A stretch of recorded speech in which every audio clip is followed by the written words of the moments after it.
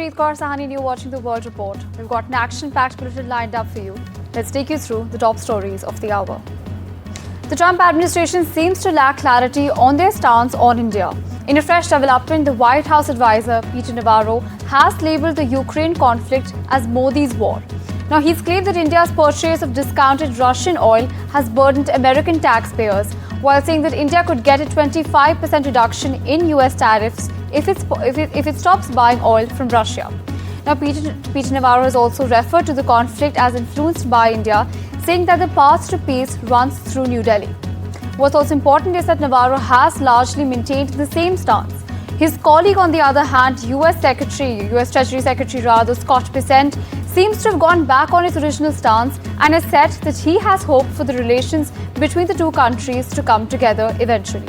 The top Trump administration official said that India-US relationships are very complicated, but Bessent said that he believes that the two sides would eventually come together. While tracking more stories for you, the Trump administration aims to tighten the duration of visas for students, cultural exchange visitors and members of the media. According to proposed government regulation, these changes are in direct response to Trump administration's concerns about oversight and national security. Under the new framework, student and exchange visas could be capped at 4 years, while foreign journalists would be limited to 240 days with options for extension. For Chinese nationals on journalist visas, the cap would be even stricter at 90 days. Well, the biggest point of contention here would be the 4-year period that the US administration is talking about now. So they're saying that before the students who got into the US territory for studies, they could stay there for as long as they wanted, as long as they needed to complete the degree. But that won't be the case anymore. They will have a 4-year cap on that time, and they will have to exit the US territory after that. So this is the biggest change, and that it's still in the proposal stage. It will have to be seen when it's actually implemented. But US administration has been quite swift when it comes to clamping down on immigration in the last few months. This is a part of a wider crackdown on immigration, particularly talking about students here now, and also other professionals such as journalists, physicians. So there will be a cap on journalists entering the US territory as well. 240-day cap is there at the moment. It will have to be formally recognized. So far it's still in the proposal stages. It will have to be seen how soon they actually go through with this. It's likely that they will most likely go through with this rule in the next 45 days to 60 days. What some reports are suggesting, but it will have wider implication because Asian continent, particularly India and China, provide a lot of these students to the US, and who go on to be qualified professionals, high-tech professionals in the US territory. So how the US, the wider industry is affected, that will also be analyzed, because the Asian population has been powering the US economy for decades now. So all of that will have to be seen.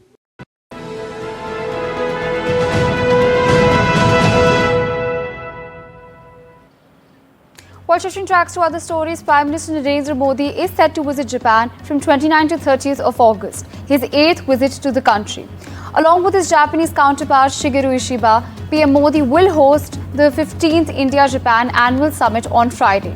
The two prime ministers will review the special strategic and global partnership between India and Japan, which includes defense and security, trade and economy, and technology and innovation. It also includes people-to-people exchanges, and they will also discuss issues of regional as well as global importance. Take a look at this special report.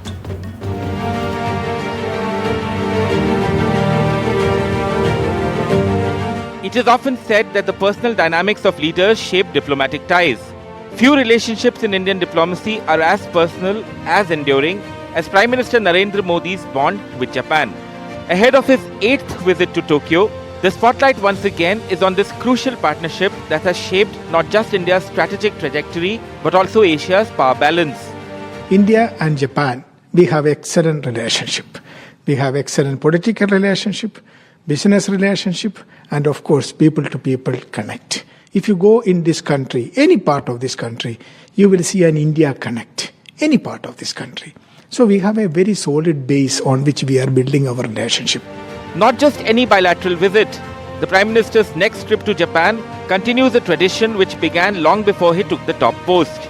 As Gujarat Chief Minister, Mr. Modi took numerous trips to the country and also hosted Japanese investors in Gandhinagar, rolling out the red carpet for the Japanese industry, making Japan a partner in Gujarat's growth journey. As Prime Minister, his personal connection to Japan translated seamlessly into Delhi's foreign policy.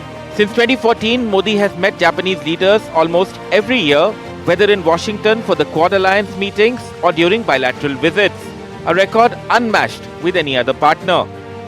Bharat और Japan का रिश्ता केवल diplomatic relation से कहीं ऊपर सांस्कृतिक और भरोसे का रिश्ता है। हम एक दूसरे की प्रगति में अपनी प्रगति देखते हैं। मारुति सुजुकी के साथ हमने जो जर्नी शुरू की थी, वो अब बुलेट ट्रेन की स्पीड तक पहुंच चुकी है। Perhaps the bond that redefined this relationship was the one between the Prime Minister and former Japanese PM Shinzo Abe, a friendship like no other. A friendship captured in images of the two leaders praying at Kyoto's iconic Buddhist temples or performing Aarti in Varanasi. A relationship strengthened by a leader, Prime Minister Modi, called a champion of India-Japan friendship. In fact, upon Abe's assassination and untimely death, Prime Minister Modi declared a one-day state mourning and even attended his funeral, paying tribute to what he said was a phenomenal friend of India.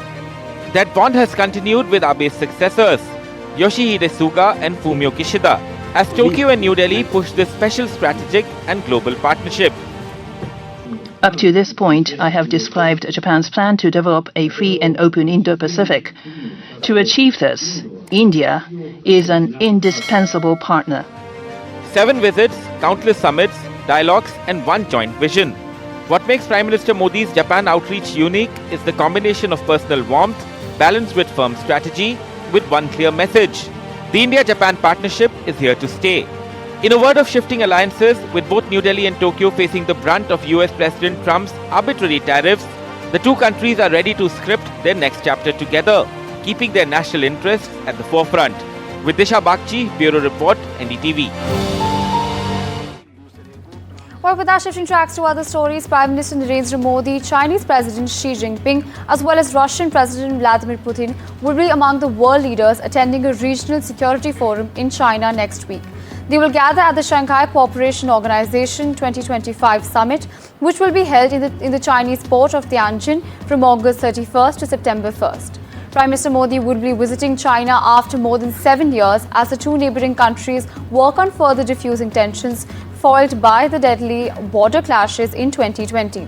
Meanwhile, India has said that it expects the grouping to strongly condemn cross-border terrorism. This report breaks down the details of the visit. Take a look. China is rolling out the red carpet for the all-important Shanghai Cooperation Organization summit, expected to signal a powerful show of global South unity. From Prime Minister Narendra Modi, Russian President Vladimir Putin, to several leaders from Central Asia, the Middle East, and more at the table, the Chinese city of Tianjin will be at the center of high-stakes diplomacy, aiming to redefine the global order, where the West's dominance will no longer be tolerated. All eyes are on the expansion of the SCO, with this year's summit likely to be the largest since the bloc's conception in 2001. Trade and counter-terrorism are expected to dominate talks. India is pushing for a strong condemnation of terrorism, including cross-border terrorism, in the joint declaration. Roughly 6 months since the devastating Pahalgam attack. Declaration at this summit that is under finalization, the text. We are working with other members and partners to see that there should be a reiteration of the strong condemnation of terrorism, including cross-border terrorism. But the text is under finalization. This comes after Defence Minister Rajnath Singh took a firm stance and did not sign the joint declaration in June, as it did not mention the terror attack, but made direct references to militant activities in Balochistan. For New Delhi, the visit will be pivotal. This is Prime Minister Narendra Modi's first visit to China in more than 7 years, as the two neighbors work on further diffusing tensions roiled by the Galwan clashes of 2020.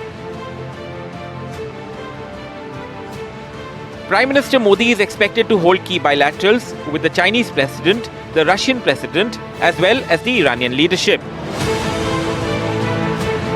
A forum largely dominated by Moscow and Beijing, the SCO gives New Delhi the platform to engage with two nations now crucial to its diplomatic power play against Washington.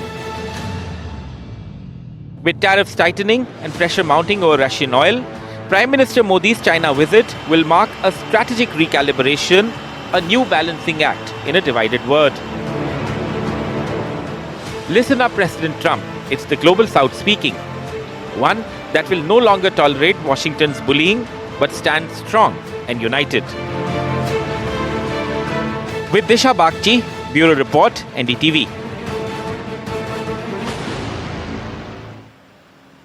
Well, with that, switching tracks to other stories. As the Ukraine-Russia war rages on, a heavy Russian drone and missile attack on Ukraine's capital killed at least 8 people and injured many more early on Thursday. The number of dead and injured was expected to rise as rescue teams continue to search for people trapped underneath the rubble. Russia launched decoy drones, cruise missiles as well as ballistic missiles, according to the head of Kiev's city administration. At least 20 locations across 7 districts of Kiev had impacts. Nearly 100 buildings were damaged, including a shopping mall in the city centre, and thousands of windows were shattered. This comes as peace talks in the Ukraine war seem to be stalled, with no location reached for a possible meeting between Russian President Putin and Ukrainian President Zelensky. Switching tracks to other stories, a shooter opened fire with a rifle on Wednesday through the windows of a Catholic church in Minneapolis and struck some of nearly 200 children celebrating Mass during the first week of school. Killing 2 and wounding 17 people in the act of violence, the police chief called absolutely incomprehensible. Armed with a rifle, shotgun and pistol, 23-year-old Robin Westman approached the side of the church and shot dozens of rounds through the windows towards the children sitting in pews during the Mass at the Anglican Catholic School. FBI Director Kash Patel said that the FBI was investigating the shooting as an act of domestic terrorism and hate crime targeting Catholics. Now, the shooter had "Kill Donald Trump" and "Nuke India" written on his guns. A video on his now deleted YouTube channel showed. Listen in to some of the reactions. At this point, we know we have a total of 19 victims from this tragedy. 2 were young children, ages 8 and 10, that were sitting in the pews at Mass when they were shot and killed. They were pronounced deceased on the scene. There were another 14 children between the ages of 6 and 15 that were injured by gunfire. There were also 3 adults in their 80s that were parishioners here attending Mass that were also shot in this incident. The families of all of the children that have been affected have been notified. And there's no words that are going to ease the pain of the families today. On behalf of all the people of Minnesota, our deepest sympathies.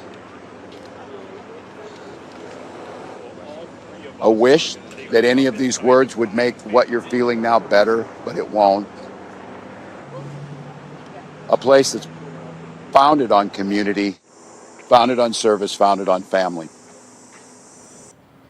Well, President Trump's push to deploy National Guard troops across U.S. cities is growing, as the president threatened Chicago as the next city he would target after his administration's federal takeover of Washington, prompting Democratic pushback calling the proposed actions un-American. Yet behind the aggressive talk, the data actually shows that most U.S. violent crimes has been in a steady decline in recent years. This report explains. Take a look. President Donald Trump has been very critical of many American cities, but especially Chicago, New York City, Seattle, San Francisco, Baltimore, and Portland, Oregon. He's suggested, threatened to send National Guard troops into those cities like he has in Washington, D.C., to fight crime. He says Chicago is a hellhole, a killing field. Yet statistics, crime data, show that most violent crimes in these communities have been on a steady decline. Homicides in the first 6 months of this year are down in all 6 of those cities compared to the same period in 2024. Interestingly, despite national data that shows violent crimes declining, there is a difference in public opinion. A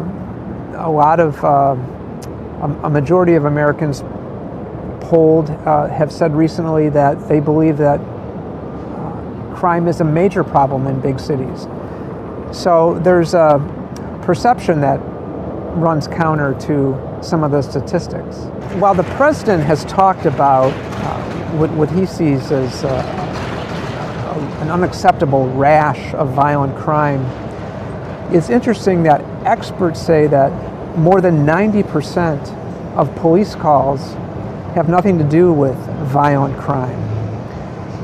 So it's really unclear what the Guard members would do in these big cities.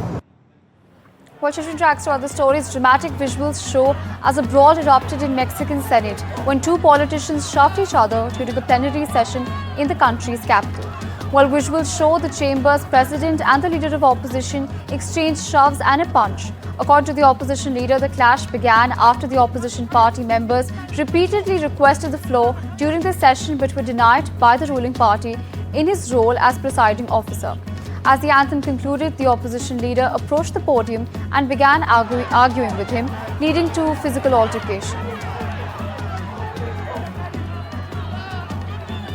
While shifting tracks to other stories, some 200,000 people have been evacuated as floods devastate parts of Pakistan's Punjab province. Authorities in Pakistan's eastern Punjab province on Wednesday called for army assistance in rescue and relief efforts after torrential rain caused major rivers to swell.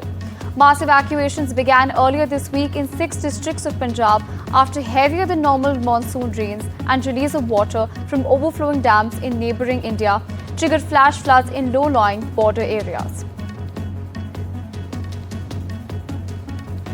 Well, with that, we're slipping into a very short break. More news and updates on the other side.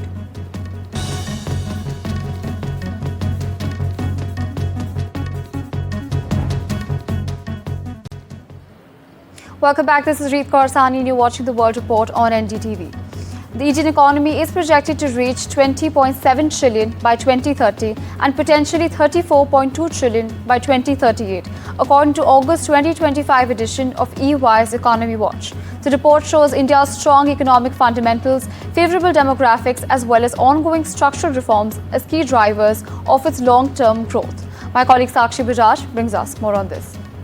That's right. As per the latest EY report, India may become the world's second largest economy by 2038. Now, this projection, remember, by EY is in purchasing power parity terms. Now, when we say purchasing power parity terms, and they are expecting India's economy to surpass that $20 trillion mark, well, purchasing power parity, for our viewers to understand, is basically measuring standards of living across countries. For instance, for our viewers to understand, what is $1 being, is what can a consumer can take and buy really and purchase really from $1 as against 1 rupee.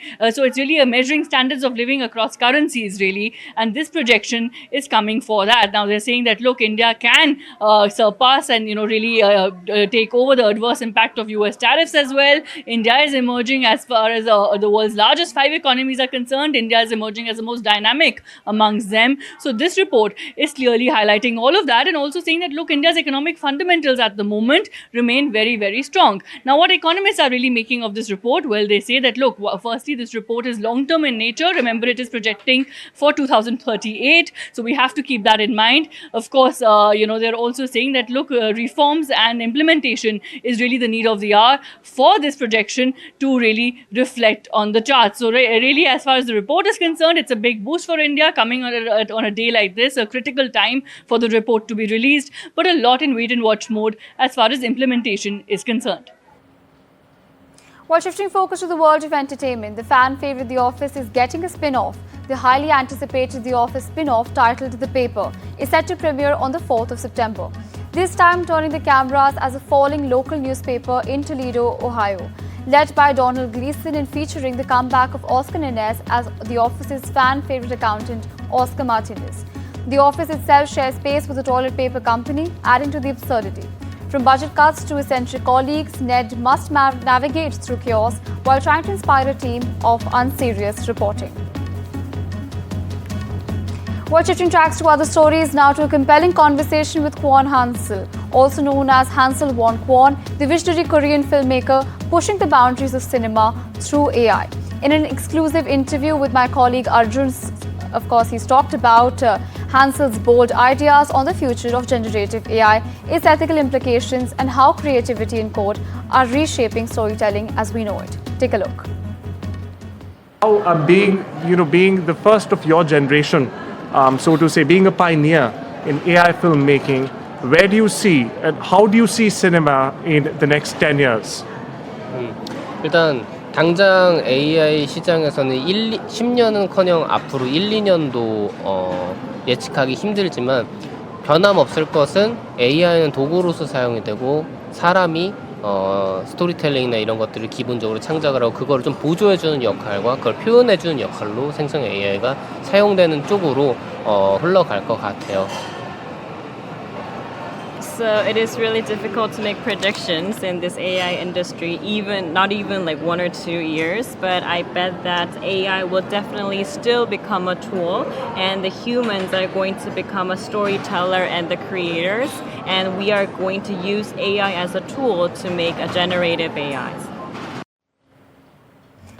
With that, we're sipping into a very short break. Till then, stay tuned and keep watching NDTV.